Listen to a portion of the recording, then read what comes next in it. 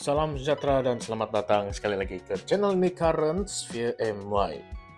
Bung Mokhtar Radin, pengerusi UMNO Sabah tampil mempertahankan autonomi UMNO Sabah dan menafikan ada pergeseran dengan Presiden UMNO Ahmad Zahid Hamidi. Tetapi betulkah semuanya berjalan lancar tanpa ada ketegangan? Atau sebenarnya ada sesuatu yang coba disembunyikan di balik kenyataan manis itu?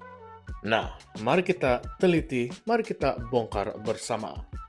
Dalam wawancara bersama Kini TV, Bung Mokhtar jelas menafikan bahwa wujud krisis antara UMNO Sabah dan juga UMNO Pusat.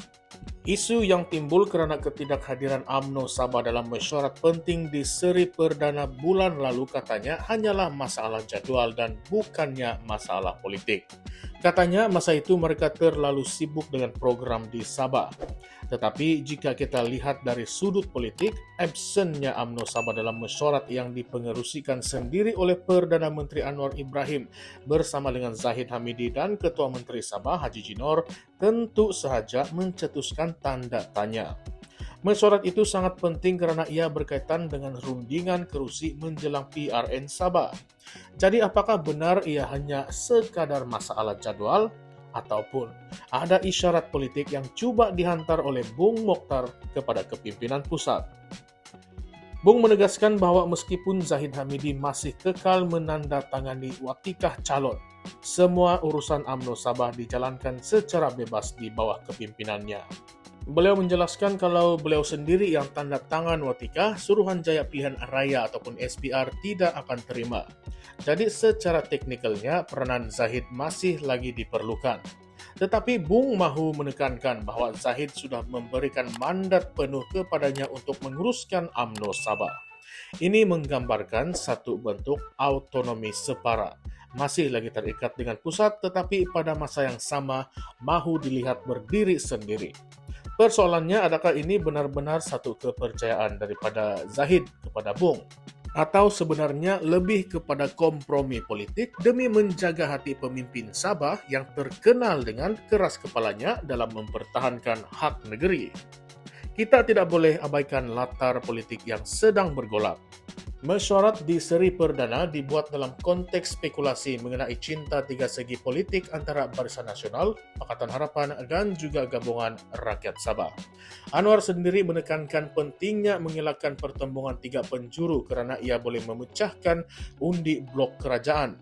Kalau kita imbas kembali PRN Sabah tahun 2020, Barisan Nasional menang 16 daripada 73 kerusi dan kemudian bergabung dengan Perikatan Nasional serta PBS untuk menumbangkan Warisan Plus. Tetapi selepas melompat parti pecah belah dan pelbagai percaturan, Barisan Nasional kini hanya tinggal 12 kerusi. Maka jelaslah UMNO Sabah sedang berada dalam posisi yang amat rapuh. Bung sendiri sebelum ini menyatakan UMNO Sabah akan bertembung dengan GRS, tetapi pada masa yang sama masih terbuka untuk bekerja sama selepas PRN. Bukankah ini sebenarnya strategi untuk meletakkan UMNO Sabah dalam kedudukan tawar-menawar yang lebih tinggi? Dan apabila ditanya sama ada beliau akan tarik UMNO Sabah keluar daripada Barisan Nasional, Bung jawab tidak perlu sampai ke tahap itu. Katanya politik adalah seni kebijaksanaan. Pemimpin yang panik di bawah tekanan tidak akan mampu menjadi pemimpin bijaksana. Nampak tenang, tapi kalau kita baca di antara baris-baris kenyataan itu, Bung sendiri menghantar message jelas bahwa dia tidak akan tunduk pada tekanan, sama ada dari pusat ataupun rakan sekutu sendiri. Ini bukan sekadar kenyataan defensif, tetapi ini merupakan satu isyarat bahwa dia mahu UMNO Sabah terus menjadi kingmaker dalam PRN akan datang.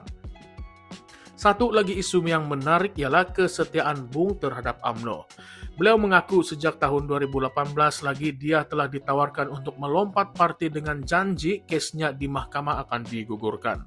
Kita semua tahu, Bung kini berdepan 3 pertuduhan rasuah ketika menjadi pengerusi bukan eksekutif Velkra Berhad.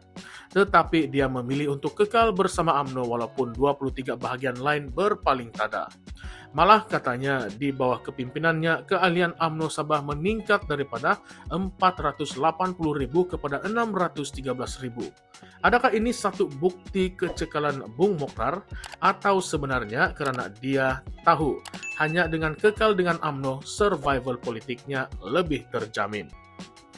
Dalam bab lain, Bung juga menolak seruan Syafiee Apdal yang mahu rakyat Sabah menolak parti dari Semenanjung. Menurut Bung Mokhtar, parti hanyalah platform, yang penting ialah kepimpinan. Beliau menegaskan semua kepimpinan UMNO Sabah adalah orang tempatan sama ada Muslim ataupun bukan Muslim. Bagi Bung, warisan sudah diberi peluang memerintah, rakyat sudah nampak pencapaiannya, dan itulah sebabnya UMNO masih ada tempat di hati rakyat Sabah.